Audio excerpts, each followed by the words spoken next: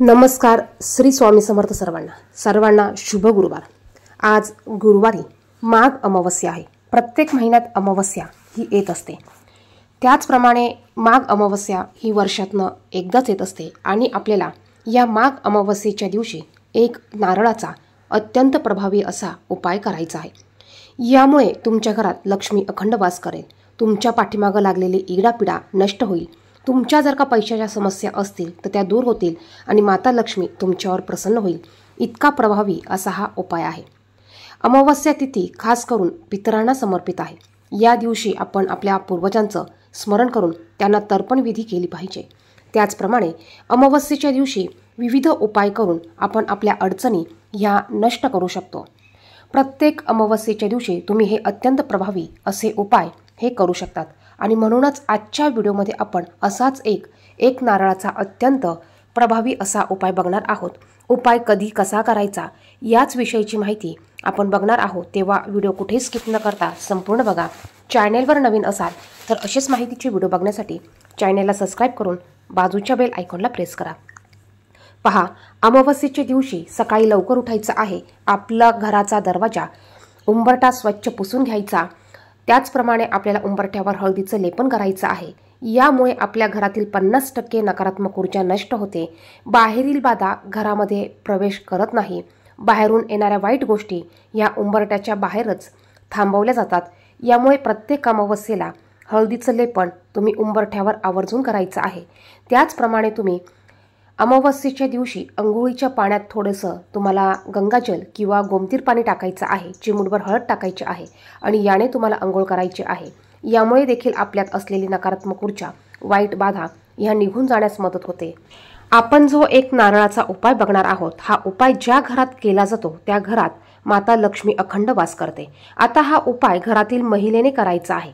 त्याचप्रमाणे महिलेला करणं शक्य नसेल तर पुरुषांनी हा उपाय केला तरी चालेल.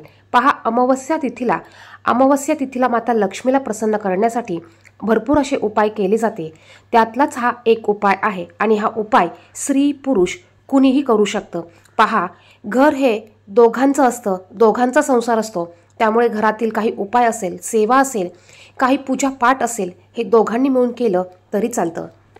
तुमच्या घरात जर का आर्थिक भरभराटी होत नसेल, आर्थिक समस्यांना सामोरे जावे लागत असेल, पैसा पाहिजे तसा येत नसेल, पैसा टिकत नसेल, भरपूर अशा अडचणी येत असतील, तर पहा, आपण ह्या गोष्टी बघून समजून जावं की आपल्या घरात माता लक्ष्मी ही स्थिर नाही. माता लक्ष्मी आपल्यावर प्रसन्न नाही आणि म्हणूनच माता लक्ष्मीला स्थिर करण्यासाठी अत्यंत प्रभावी उपाय हे अमावस्येच्या दिवशी खास करून केले पाहिजेत. यामुळे माता लक्ष्मी स्थिर राहते, आपली आर्थिक भरभराटी होते, आपल्या आर्थिक समस्या अडचणी या दूर होतात. आपल्याला आपल्या कामात, व्यवसायात आपली प्रगती व्हायला चालू होते आणि असाच हा अत्यंत प्रभावी उपाय आपण आज करणार आहोत. आपल्या हिंदू धर्मात नारळाला अतिशय महत्त्व आहे. प्रत्येक ठिकाणी, प्रत्येक गोष्टीत नारळाचा हा वापर केला जातो. नारळामध्ये असलेलं पाणी हा नकारात्मक ऊर्जा खेचून घेण्याचं काम करत असतं आणि म्हणूनच आपल्याला आज हा उपाय करायचा आहे. हा उपाय तुम्हाला संध्याकाळी 3 सांजच्या वेळेला करायचा आहे. तुम्हाला एक नारळ घ्यायचा आहे. तो पाण्याने भरलेला असावा. पूजेसाठी जो नारळ वापरतो तो नारळ तुम्हाला एक आणायचा आहे. यानंतर तुम्हाला हा उपाय करण्याच्या अगोदर तुमच्या देवघरामध्ये तुम्हाला धूप, दीप, दिवा प्रज्वलित करून घ्यायचा आहे. तुळशीसमोर तुम्हाला एक दिवा प्रज्वलित करून घ्यायचा आहे. तुमच्या घराचा दरवाजा तुम्हाला उघडा ठेवायचा आहे. त्यानंतर तुम्हाला हा उपाय करायचा आहे. हा उपाय करण्यासाठी तुम्हाला नारळ आणायचा आहे. ज्यावेळेस तुम्ही बाहेरून विकत नारळ घेऊन येता तेव्हा तो नारळ तुम्हाला तसाच कुठल्याही पूजेसाठी किंवा उपायासाठी वापरायचा नसतो.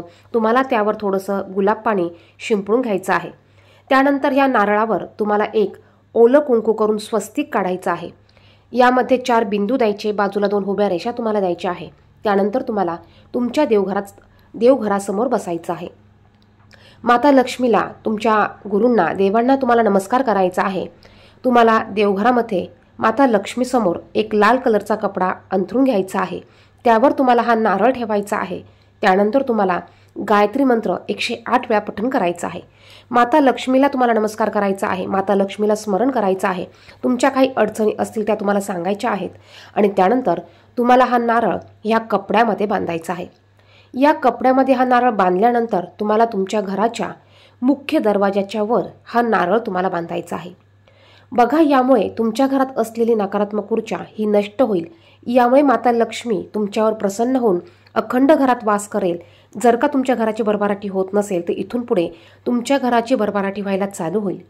आता हा नारळ जोपर्यंत चांगला आहे तोपर्यंत तसाच राहू द्यायचा. ज्यावेळेस हा नारळ खराब होईल त्यावेळेस तुम्ही पुन्हा तो नारळ पाण्यामध्ये विसर्जित करायचा आहे आणि पुन्हा तुम्हाला अमावस्येला हा उपाय करून याच पद्धतीने हा नारळ तुम्हाला तुमच्या घराच्या मुख्य दरवाजाच्या वर बांधायचा आहे. हा नारळ तुम्ही तुमच्या घराच्या दरवाजाच्या आतल्या बाजूने बांधला तरी चालेल. अत्यंत प्रभावी असा हा उपाय आहे. आपण अमावस्येच्याच दिवशी हा उपाय करू शकतो. त्यामुळे आपण आवर्जून आपल्या आर्थिक समस्या, आर्थिक अडचणी दूर करण्यासाठी हा उपाय करायचा आहे. व्हिडिओ आवडला तर व्हिडिओला लाईक आणि शेअर करा. कमेंट बॉक्समध्ये श्री स्वामी समर्थ नक्की लिहा. धन्यवाद.